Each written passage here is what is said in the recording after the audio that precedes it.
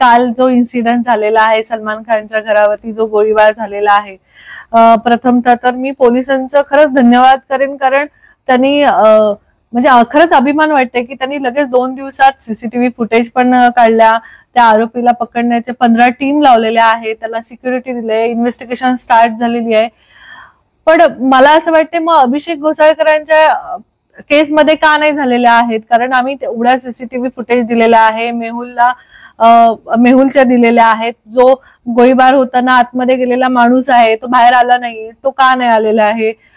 त्याचप्रमाणे मॉरिसची पत्नी ही दुबईला फिरायला गेलेली आहे. म्हणजे ह्यामध्ये मला वाटतं की राजकारणामध्येच कोणतरी आहे आणि राजकारण करत आहे, की आम्ही पुढे चाललो होतो, अभिषेकची फॅन फॉलोईंग जास्त होती म्हणूनच हे सगळं करण्यात आलेलं आहे, म्हणजे आम्ही घरी बसावं म्हणून हे सगळं चाललेलं आहे, की म्हणजे हे असंच राजकारण घाणेरडं फक्त महाराष्ट्रामध्ये हे गोळीबाराचं सत्र चालूच झालेलं आहे. पण असं एखाद्या परिवाराला उद्ध्वस्त करणं हे राजकारण म्हणता येणार नाही.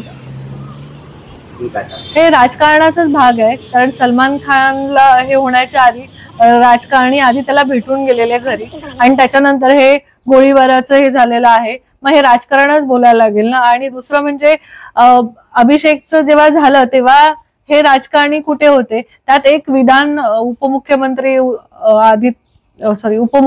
देवेंद्रजी फडणवीस साहेब यांनी विधान केलं होतं की शॉन गाडी खाली आला. हे विधान करणं कितपत योग्य आहे. जर त्यांच्याच घरी हे असं झालं असतं तर त्यांनी हेच वाक्य बोललं असतं का, या दुसऱ्या राजकर्त्यांनी कुणी बोललं असतं तर त्यांना चाललं असतं का.